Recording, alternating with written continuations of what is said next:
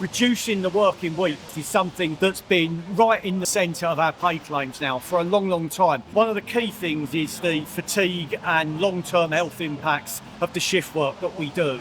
A lot of our members are on a routine 4-week roll around. So you'll do 7 dead early shifts, start work at maybe 4:15, 4:30 a.m, couple of days off. Then you'll move to 6 or 7 late shifts, start work at 4:30 p.m. and go on till after midnight. Couple of days off, then you'll move to 6 to 7 night shifts where you're doing 10 till 6 in the morning. And then you may get 4 days off before you're back to the earliest, but you're sleeping one of them. Normal roster applies 364 days of the year. Weekend, bank holidays are all part of the normal roster. I did that for 20 years and it messes with your head. You get like a permanent brain fog. You never really feel right. There's about 2,000 plus people less now working on London Underground than before the pandemic. And basically what that means is that the majority of the shifts now are either dead early shifts or dead late shifts. The middle shifts are now being largely got rid of. I've been working for the Underground now just a little over 2 years. On my first week, I had a person who had the phone stolen,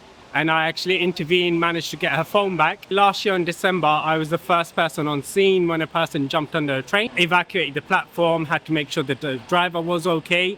Literally a few months after that, I had someone who was on the platform ready to commit suicide, and I ran down, managed to talk them out of it. Just a few weeks ago, before I went in paternity, I had a person who had a really bad fall on one of our escalators, injured their head, was bleeding all over, and I had blood all over my high vis, and then having a baby. And I've still got that in the back of my mind that I had someone who almost passed away. And that's just in 2 years of working for the Underground. Most of the time we're doing 7 days on, 2 days off. That does not give you enough time to recover from these kind of situations that you're dealing with. Unfortunately, we do have a lot of cases where people take their own lives in front of trains.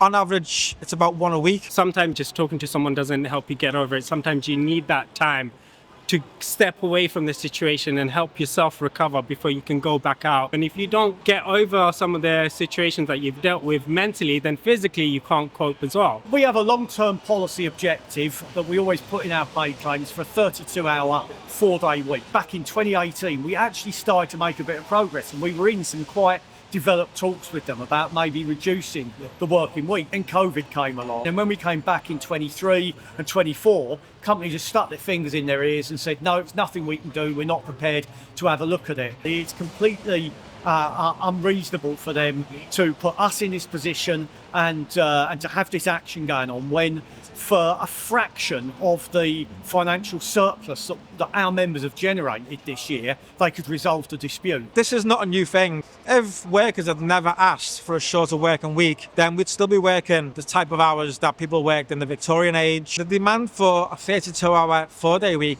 actually was first made round about the general strike in the 1920s. There's also a major campaign about a 4-day week, and where it's being trialled, even the bosses think it's actually more effective and more productive. With the pay claim, we asked for an above RPI increase. The majority of people that work on the railway will be on less money than they were in 2007 because of the cost of living crisis. People don't live in central London anymore. It's unaffordable to. Now we've got people that live in Kent, Essex and further else. It's taken people a good few hours to get in, and then if you're finishing work at 1 o'clock, it's exactly the same. We have a strike mandate for the next 6 months, and inevitably, if there's no movement from London Underground, then there's going to be further strike action. We're not just fighting for just the RMT members, we're fighting collectively for every single person that's working with us as well. And it's a working class principle that when you retire, you hand your job over with better conditions, better pay, and if possible, shorter working hours than when you come into that job. We will carry on that tradition